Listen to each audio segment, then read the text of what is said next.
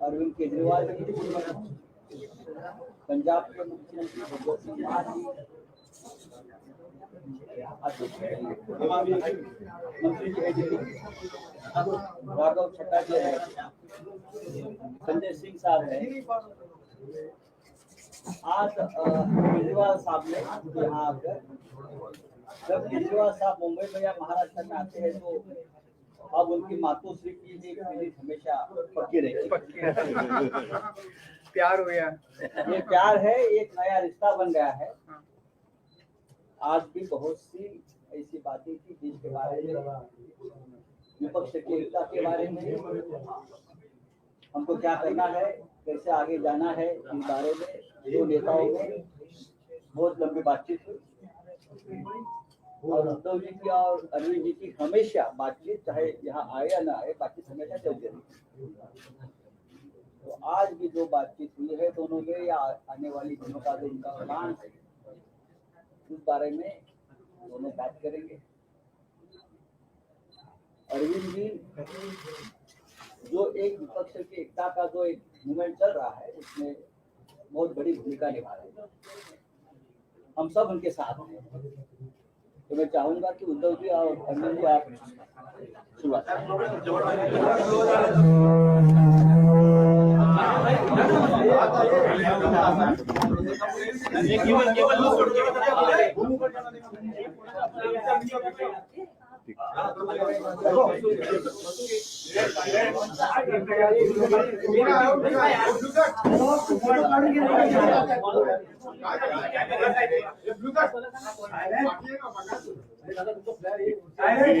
पहिलं थोडं मराठीमध्ये बोलतो।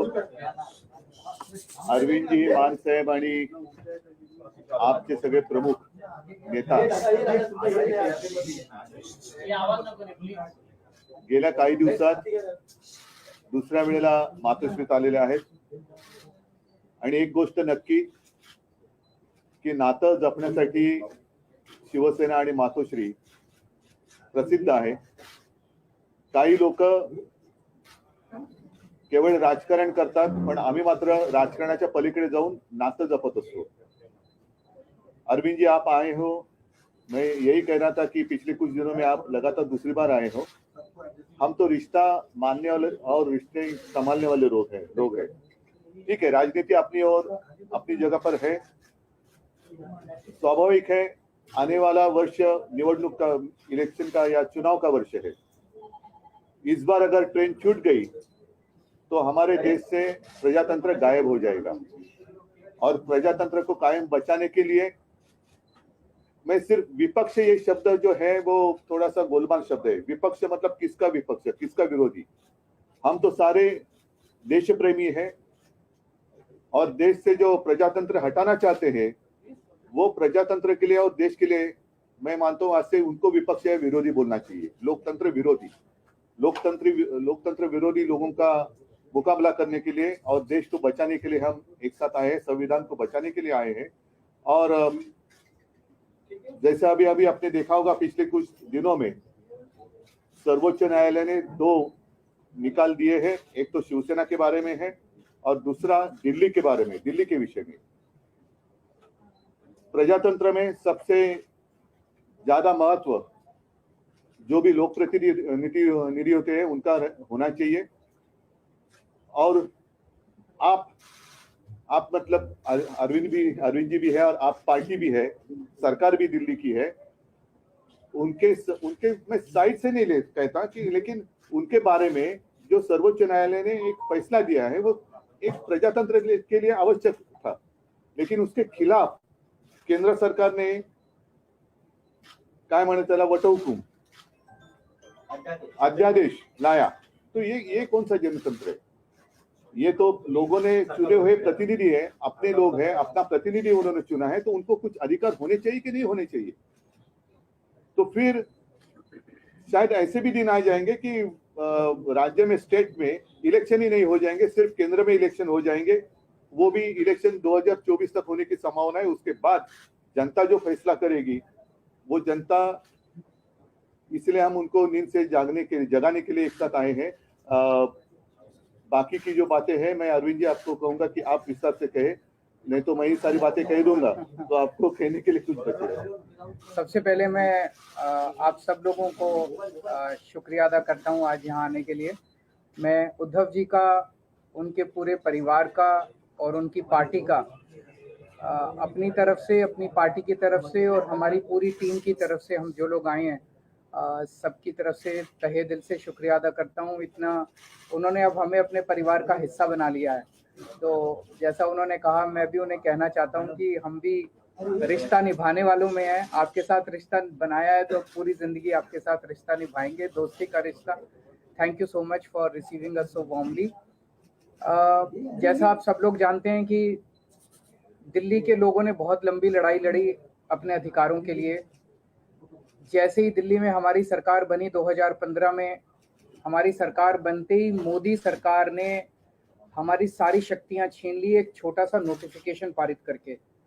फरवरी 2015 में सरकार बनी और मई के अंदर 3 महीने में नोटिफिकेशन जारी करके हमारी सारी शक्तियां छीन ली। 8 साल दिल्ली के लोगों ने लड़ाई लड़ी सुप्रीम कोर्ट के अंदर। 8 साल लड़ाई लड़ने के बाद सुप्रीम कोर्ट ने हमारे पक्ष में फैसला दिया। जिस दिन फैसला आया 8 साल की लड़ाई के बाद, उसके 8 दिन के अंदर केंद्र सरकार ने अध्यादेश जारी करके वो सारी शक्तियां वापस छीन ली। तो जनतंत्र के अंदर जनता की चलनी चाहिए कि गवर्नर की चलनी चाहिए, जनता की चलनी चाहिए कि केंद्र की चलनी चाहिए। जनतंत्र में तो चुनी हुई सरकार के पास पावर होनी चाहिए ताकि जनता के जो जनता मांगे वो काम कर सके, जनता के प्रति जवाब दे तो चुनी हुई सरकार होती है। लेकिन उन्होंने सारी शक्तियां छीन ली। इसका मतलब ये साफ साफ ये लोग ये बोल रहे हैं कि हम सुप्रीम कोर्ट को नहीं मानते। पिछले जिस तरह का इनका रवैया इन लोगों का, हमने पिछले कुछ महीनों में ये भी देखा कैसे इन लोगों ने, इनके मंत्रियों ने, इनके नेताओं ने सुप्रीम कोर्ट के दूसरे जजों को किस तरह से ये लोग गाली देते हैं, गंदी गंदी गालियां देते हैं। जिस तरह से इनके लोग जजों के खिलाफ और जुडिशरी के खिलाफ सोशल मीडिया पे कैंपेन चलाते हैं। इनके लोग जजेस को, रिटायर्ड जजेस को एंटी नेशनल बोलते हैं। तो इनका जुडिशरी पे इनका कोई वो नहीं है। अब इन्होंने एक मैसेज दे दिया कि सुप्रीम कोर्ट जो मर्जी फैसला दे, हम नहीं मानते, हम ऑर्डिनेंस ला के सुप्रीम कोर्ट के फैसले पलट देंगे। ऐसे हमारा देश कैसे चलेगा? ऐसे तो हमारा देश नहीं चल सकता। और ये जनतंत्र सुप्रीम कोर्ट को भी नहीं मानते और ये जनतंत्र को भी नहीं मानते। शिवसेना तो सबसे ज्यादा भुक्तभोगी है।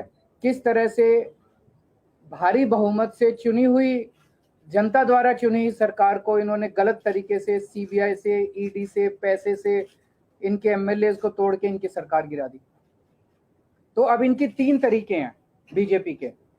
3 तरीकों से ये, अगर कोई बीजेपी की सरकार नहीं बनाएगा, किसी राज्य में नहीं बनेगी, तो या तो वो एमएलए खरीद के उसकी सरकार गिरा देंगे, या एमएलए सीबीआई और ईडी का डर दिखा के एमएलए तोड़ के उनकी सरकार गिरा देंगे, और या फिर ऑर्डिनेंस ला के उनकी सारी शक्तियां छीन लेंगे।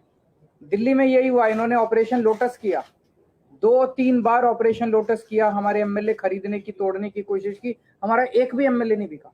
जब इन्होंने देखा कि इनकी सरकार टूट नहीं रही, इनकी सरकार गिर नहीं रही, तो अब ये ऑर्डिनेंस ला के इन लोगों ने हमारी सारी शक्तियां छीन ली। तो इन लोगों को बहुत ज्यादा अहंकार हो गया है। और जब किसी आदमी को बहुत अहंकार हो जाता है तो बहुत स्वार्थी हो जाता है वो आदमी। ऐसा व्यक्ति देश नहीं चला सकता जो इतने अहंकार और इतने स्वार्थ के अंदर जीता है। वो फिर देश के बारे में नहीं सोचता, वो केवल, ये ऑर्डिनेंस क्या है? ये ऑर्डिनेंस ये है कि सुप्रीम कोर्ट की हिम्मत कैसे हो गई हमारे खिलाफ आदेश देने की, हम देखते हैं। तो ये अहंकार का नतीजा है। अहंकार के अंदर जब आदमी आ जाता है तो फिर कुछ नहीं बचता है। तो मैं बहुत बहुत शुक्रिया अदा करता हूँ शिवसेना का, उद्धव जी का, कि उन्होंने दिल्ली के लोगों का आज साथ दिया। ये लड़ाई दिल्ली की नहीं है, ये लड़ाई पूरे देश के अंदर संविधान की है, जनतंत्र की है, फेडरलिज्म की है। जिस तरह से सारी देश के अंदर सरकारों को परेशान किया जा रहा है, सीबीआई और ईडी का डर दिखा के सरकारें तोड़ी जा रही हैं गवर्नर्स के जरिए। आपको जान के ताज्जुब होगा, पंजाब के अंदर इस बार बजट सेशन नहीं बुलाने दिया गवर्नर ने। गवर्नर ने कहा बजट सेशन नहीं होगा। आप सोच सकते हैं, बजट सेशन की अनुमति नहीं दी गवर्नर ने। इनको सुप्रीम कोर्ट जाना पड़ा, सुप्रीम कोर्ट से आदेश लेके आए कि बजट सेशन होगा, तब बजट सेशन हुआ। तो ये तो जनतंत्र ही नहीं बचेगा। फिर चुनाव क्यों कराते हो? फिर तो एक प्रधानमंत्री और 31 गवर्नर बैठ के अपना देश चला लें। फिर कोई मुख्यमंत्री की जरूरत नहीं, कोई कैबिनेट की जरूरत नहीं, कोई काउंसिल ऑफ मिनिस्टर्स की जरूरत नहीं। इसको हम सबको मिलकर लड़ना होगा। ये केवल दिल्ली की लड़ाई नहीं है, और शिवसेना ने हमें प्रॉमिस किया है कि जब ये संसद में बिल आएगा तो संसद में इसके खिलाफ दिल्ली वालों का समर्थन करेंगे। दिल्ली के लोगों की तरफ से मैं बहुत बहुत शुक्रिया अदा करता हूं उद्धव जी का, शिवसेना का। और ये एक तरह से सेमीफाइनल होगा 2024 का। अगर 2000 राज्यसभा के अंदर ये बिल गिर जाता है तो 2024 के अंदर मोदी सरकार दोबारा नहीं आ रही है। मैं भगवान जी से बहुत धन्यवाद उद्धव जी का, उनके सारे एमपी लोकसभा और राज्यसभा के मेरे साथी भी रहे, अरविंद जी, संजय राउत जी और मेरी पार्टी के प्रधान अरविंद केजरीवाल जी और उद्धव जी ने पहले भी हम मातोश्री में आए थे और यहाँ के हमें घर जैसा माहौल मिलता है, तो उसके लिए मैं बहुत धन्यवाद करता हूँ, इतना मान सम्मान करते हैं। जैसा कि उद्धव जी ने और अरविंद जी ने बोला, लोकतंत्र खतरे में है और भारी खतरे में है।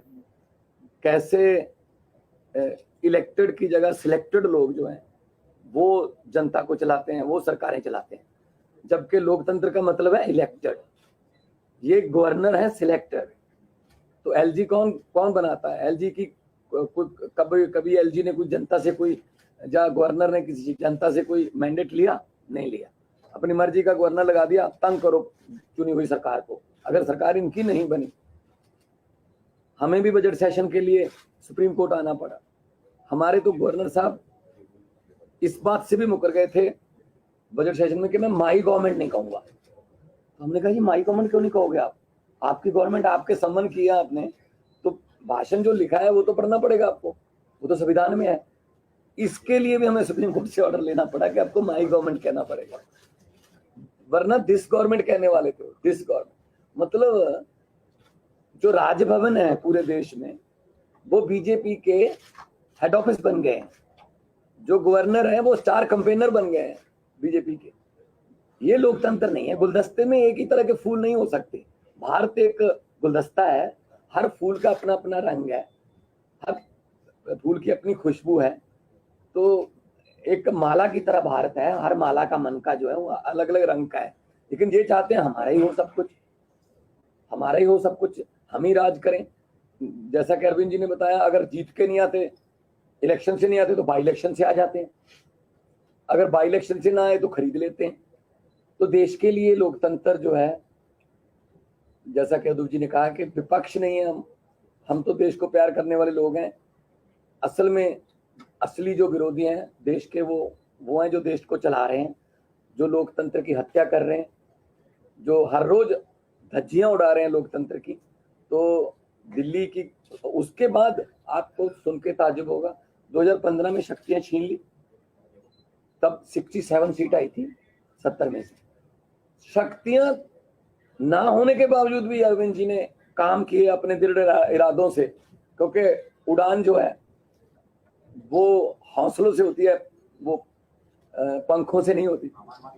तो शक्तियां छीनने के बाद भी काम किए। 2020 में दोबारा शक्ति दी लोगों ने, 63 सीट्स। अब इनको यही दिक्कत है कि हम लोग अब एमसीडी भी हार गए। अब इनको ये लगता है कि हम धीरे धीरे देश में हारना शुरू कर चुके हैं। तो अभी देश को बचाना है, अगर सभी को इकट्ठे होना पड़ेगा। हाँ, कुछ विचारक मतभेद होंगे कई पार्टियों के देश में, लेकिन देश बचाने के लिए हमें इकट्ठा होना पड़ेगा। अगर देश ही ना बचा तो फिर पार्टियां क्या करेंगी? पार्टियों का प्रधान बन के, मुख्यमंत्री बन के क्या करोगे जब देश ही ना रहा? 24 में अगर ये आ गए, ये संविधान बदल देंगे। और ये जिस तरीके से चल रहे हैं प्रधानमंत्री जी, बिल्कुल आने वाले दिनों में नरेंद्र पुतिन बनने वाले हैं ये। हाँ, ये इलेक्शन ही कराएंगे, ये कहेंगे 35 साल की मैं ही हूँ, बस 40 साल की ये मैं ही हूँ। तो ये उन राहों पर चल रहे हैं। तो ये बहुत खतरनाक है। देश का लोकतंत्र जो है, देश के शहीदों ने अपना खून का कतरा कतरा, हमारे पुरखों ने कतरा कतरा खून का बहा के ये देश हमको लेके दिया था। ये किसी के बाप की जागीर नहीं है कि ये देश के मालिक बन के बैठ गए। इनकी कोई कुर्बानी, देश को आजाद करवाने में इनका कोई योगदान नहीं है, लेकिन जो आज़ादी के परवाने थे उन्होंने देश लेके दिया। और देश को ये किन हाथों में बेच रहे हैं, कैसे हर रोज बैंक बिक रहे हैं, रेल बेच दी, तेल बेच दिया, एयरपोर्ट बेच दिए, सब कुछ बेच दिया। कैसे जो जुडिशरी को तंग किया जा रहा है। तो हम उद्धव जी के पास इसलिए आए हैं कि क्योंकि ये भी पीड़ित हैं, उस जो कुल्हाड़ी लेके बैठे हैं ये दिल्ली में, वो सब पे चलती है। तो इसके लिए हमें सबको इकट्ठा होके देश को बचाने वाली पीढ़ियां हमसे सवाल पूछेंगी, जब लोकतंत्र खत्म हो रहा था तो आप क्या कर रहे थे, कम से कम हम जवाब देने के लायक रहेंगे कि हम कोशिश कर रहे थे, हम के बाद इनके विरुद्ध इकट्ठे हो रहे थे, हम लोगों को 140 करोड़ लोगों को ये बात मीडिया के जरिए अपने अपने भाषा में समझा रहे थे। तो लोकतंत्र को बचाने के लिए आज हम आए हैं और मुझे खुशी है कि उद्धव जी ने बहुत ही साथ दिया और पहले भी बहुत से मुद्दों पर हम लोकसभा में इकट्ठे लड़ते रहे हैं, शिवसेना के जितने भी MP साहबान होते थे। तो मैं इनका बहुत आभार भी व्यक्त करता हूं कि हमें मान सम्मान दिया और इनको पंजाब आने का न्योता भी देता हूं। आइए दरबार साहब, आइए माथा टेकिए, वहाँ पे बहुत शांति सुकून वाली जगह। और हम लोग मिलके सब देश को, क्योंकि लंबे सफर को मीलों में मत बांटिए, कौम को कबीलों में मत बांटिए, एक बहता दरिया है मेरा भारत देश, इसको नदियों और झीलों में मत बांटिए। आने वाले चुनाव में लोकसभा और आप और शिवसेना एक साथ चुनाव लड़ेंगे क्या सर?